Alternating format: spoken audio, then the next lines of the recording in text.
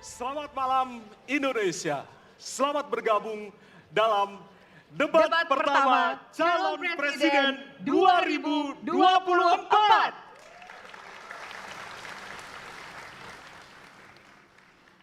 Debat ini adalah debat pertama dari 5 debat yang digelar oleh Komisi Pemilihan Umum Republik Indonesia. Saya Valerina Daniel. Ya, dan saya Ardianto Wijaya. Malam hari ini kami berdua diberikan amanah oleh Komisi Pemilihan Umum Republik Indonesia untuk memimpin atau menjadi moderator dalam debat pertama Capres 2024. Ya, untuk mengawali debat, marilah kita berikan tepuk tangan yang meriah untuk pasangan calon presiden dan calon wakil presiden 2024. Baik, hadirin serta penonton di rumah, debat pertama calon presiden ini diselenggarakan oleh Komisi Pemilihan Umum Republik Indonesia. Tentunya bekerja sama dengan Lembaga Penyiaran Publik, Televisi Republik Indonesia, dan Radio Republik Indonesia sebagai media penyelenggara. Malam ini, para calon presiden akan saling bertanya, beradu argumentasi terkait 6 subtema, yaitu pemerintahan, hukum, hak asasi manusia, pemberantasan korupsi, penguatan demokrasi, peningkatan pelayanan publik, penanganan disinformasi, dan kerukunan warga. Ya, dan selanjutnya kami akan menyampaikan aturan yang tentunya ini harus disepakati oleh kita semua. Tidak hanya bagi para hadirin yang saat ini berada di halaman gedung KPU, namun juga kepada calon presiden yang akan berdebat malam hari ini. Kita simak berikut ini.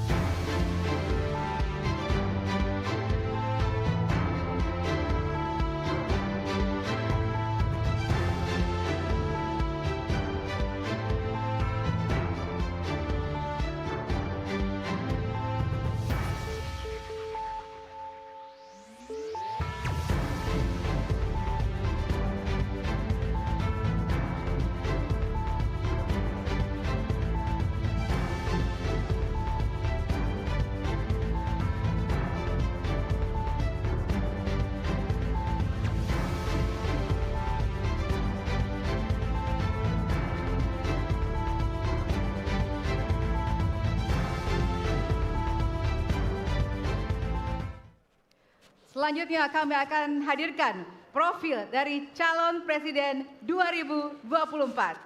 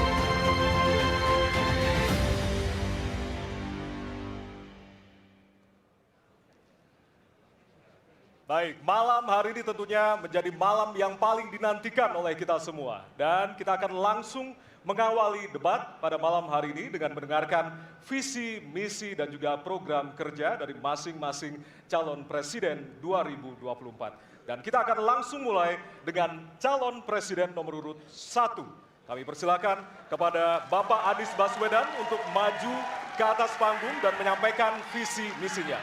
Kami persilakan Pak Anies untuk segera menuju ke panggung utama.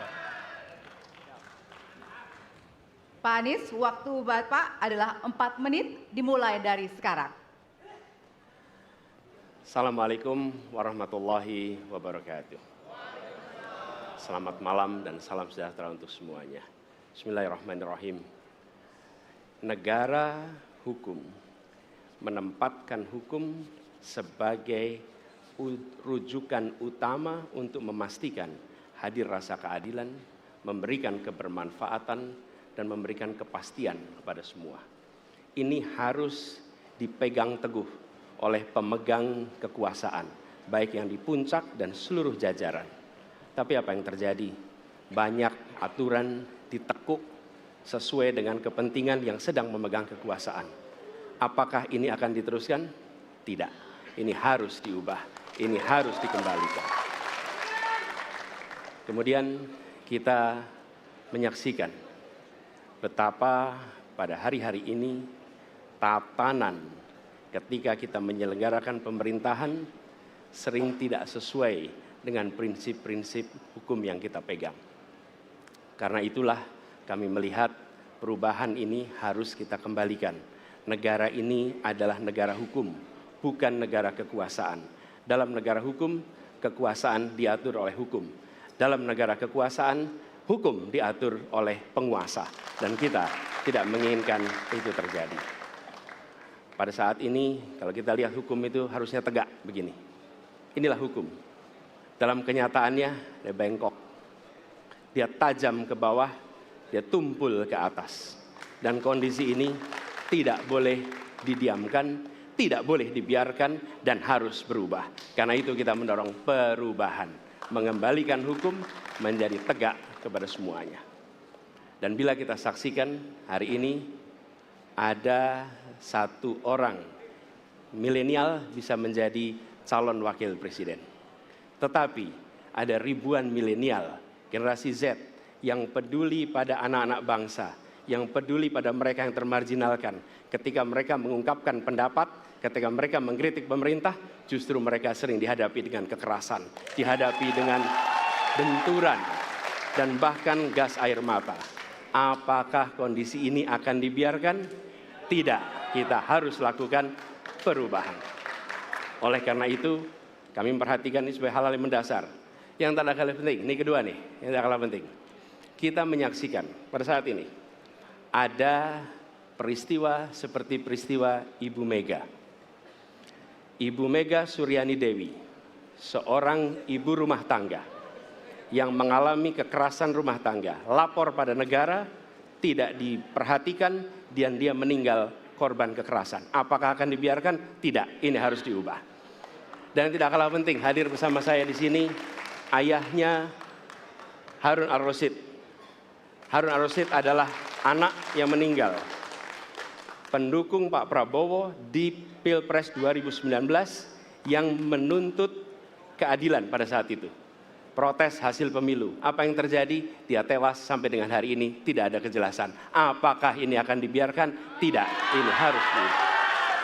Karena itu, kami mendedikasikan diri, hadir untuk memberikan komitmen bahwa dari puncak sampai ke bawah, kami akan tegakkan hukum pada siapa saja. Kami kembalikan marwah kehidupan bernegara yang menempatkan hukum sebagai tempat yang paling tinggi. Dan ketentuan itu berlaku kepada semua, termasuk ketika menyangkut urusan ASN, menyangkut urusan TNI dan Polri. Terima kasih. Assalamualaikum warahmatullahi wabarakatuh. Terima kasih. Bapak Anies, kami persilakan kembali ke tempat. Berikutnya kami persilakan. Harap Mohon tenang. harap tenang. Harap tenang. Harap tenang para pendukung, harap tenang. Hadirin, kita akan harap lanjutkan tenang. ya. Harap tenang. Kita akan lanjutkan. Kami persilahkan calon presiden nomor urut 2, Bapak Prabowo Subianto, untuk maju ke atas panggung dan menyampaikan visi dan misi. Baik, para pendukung Harap harap tenang. tenang, kita akan lanjutkan. Baik, silakan. Bismillahirrahmanirrahim. Assalamualaikum warahmatullahi wabarakatuh. Salam sejahtera kita sekalian. Shalom, Om Swastiastu, Namo Buddhaya, salam kebajikan. Terima kasih kesempatan yang diberikan kepada saya untuk menyampaikan visi dan misi. Kami menempatkan hukum, HAM, perbaikan pelayanan pemerintahan, pemberantasan korupsi, perlindungan terhadap semua kelompok di masyarakat sebagai sesuatu yang sangat penting. Karena itu dalam visi misi kita hal-hal ini ditaruh di paling atas.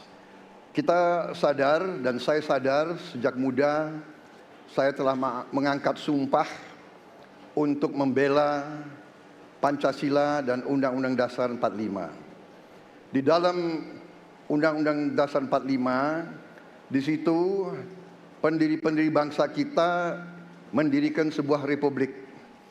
Republik itu harus didasarkan atas hukum dan kedaulatan rakyat. Itulah perjuangan saya selama ini. Dan saya pertaruhkan nyawa saya, jiwa saya untuk membela demokrasi, hukum dan HAM. Kita paham, kita mengerti masih banyak kekurangan. Tetapi kita harus bersyukur di tengah dunia yang penuh tantangan ketidakpastian, di mana terjadi perang di mana-mana, di mana negara-negara begitu banyak yang terjadi perang saudara, kerusuhan, Indonesia masih aman, Indonesia masih damai, Indonesia masih terkendali, harga-harga masih terkendali, ekonomi untuk rakyat kita masih aman. Karena apa? Karena kepemimpinan. Karena apa? Karena manajemen negara yang berhasil. Saudara-saudara, apakah di tengah 280 juta rakyat masa tidak ada kekurangan?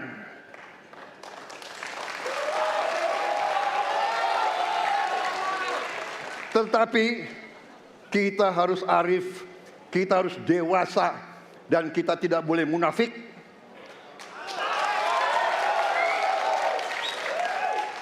Pemimpin itu ingarso sung telodo, harus memberi contoh. Saudara-saudara sekalian, Prabowo Gibran, kita akan perbaiki yang harus diperbaiki. Kita akan tegakkan apa yang perlu ditegakkan. Dan kita bertekad memberantas korupsi sampai ke akar-akarnya. Memberantas korupsi sampai ke akar-akarnya. Saudara-saudara sekalian, saya kira demikian yang ingin saya sampaikan. Program kita baik, tujuan kita baik, keinginan kita baik. Mari kita berbuat kebaikan demi rakyat kita. Kita butuh persatuan dan kesatuan.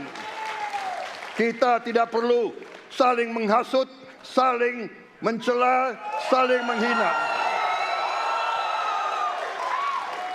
Demi rakyat kita yang kita cintai, kita butuh kesejukan, ketenangan, kerukunan. Kita negara majemuk, kita negara ratusan kelompok etnis, berbagai agama besar. Pemimpin harus sejuk, pemimpin harus dewasa. Waktu Anda habis, kami persilakan untuk kembali ke tempat duduk. Baik. Harap Para tenang. pendukung diharap tenang, Hadirin. para pendukung diharap tenang. Para Hadirin, pendukung harap tenang. harap tenang. Nanti Harap ada tenang. waktunya untuk memberikan apresiasi dan juga teriakan serta tepuk tangan.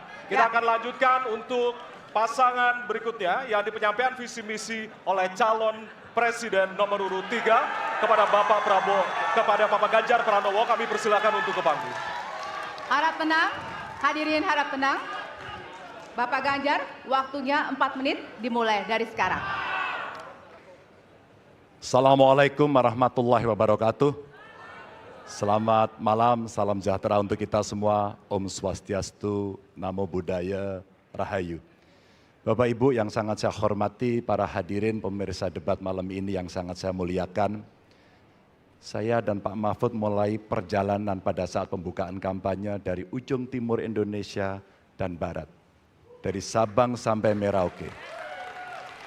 Hanya ingin mendengarkan dan ingin melihat secara langsung apa yang disampaikan oleh rakyat.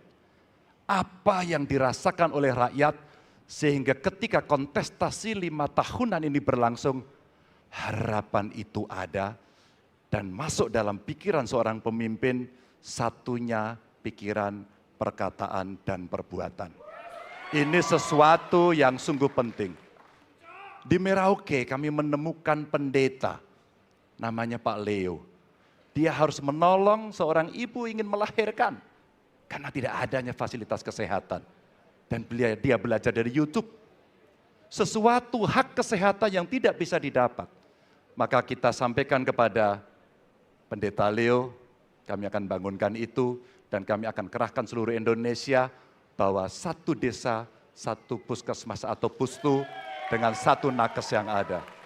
Pak Mahfud juga menyampaikan kepada para guru yang ada di Aceh, di Sabang sana. Ada juga guru agama di sana. Kita ingin membangun Indonesia yang hebat dengan SDM yang unggul. Tapi apakah kita sudah memperhatikan mereka? Tentu kemajuan yang selama ini ada mesti kita lakukan jauh lebih cepat. Lebih satset. Dan perhatian itu mesti diberikan. Dan itulah di sana kita memperhatikan nasib para guru termasuk guru agama.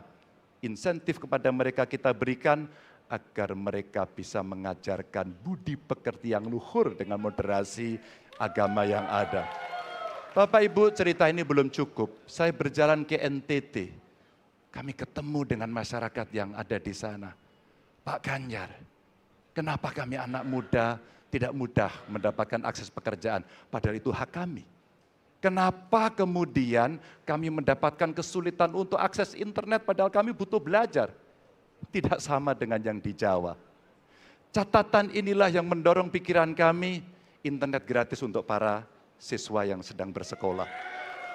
Agar mereka punya kesamaan dengan kita semua yang ada di Jawa ini. Kami bergeser lagi, kemudian ketemu kawan-kawan penyandang disabilitas di NTB. Betapa bahagianya saya karena ketemu dengan orang yang berjuang dengan keras agar dia bisa setara dan pemerintah mesti perhatikan mereka untuk memberikan kesetaraan pada mereka itu. Tapi Bapak Ibu, saya mendengar ketika demokratisasi mesti berjalan dan demokrasi mesti kita jaga bersama, ada Ibu Sinta yang ketika menyampaikan pendapat harus berurusan dengan aparat keamanan. Ada Melki, ketua BEM yang kemudian ibunya harus diperiksa. Maka yang seperti ini harus usai. Dan mereka bisa mendapatkan kebaikan-kebaikan kalau governance terjadi. Maka yang ada di Kalimantan kami temukan. Masyarakat Dayak, mereka suku-suku yang ada, libatkan dong kami agar kami bisa mendapatkan akses yang sama. Semua ini bisa berjalan kalau kemudian pemerintahnya bersih. Pemerintahannya bisa akomodatif. Dan kita sikat korupsi itu tidak dengan kata-kata, dengan keseriusan. Pak Mahfud adalah mitra saya yang selama ini sebagai Menko mengeksekusi itu dengan baik. Kita akan lakukan itu, kami mohon dukungan rakyat, perintahkan kami untuk mengerjakan itu. Terima kasih. Wassalamualaikum warahmatullahi wabarakatuh. Kami persilakan kembali ke tempat. Hadirin, hadirin harap tenang. Hadirin, baik. Hadirin harap tenang, kita akan lanjutkan acara. Baik. Kini saatnya baru kita akan sama-sama memberikan apresiasi tepuk tangan kepada seluruh calon presiden yang sudah menyampaikan visi misinya.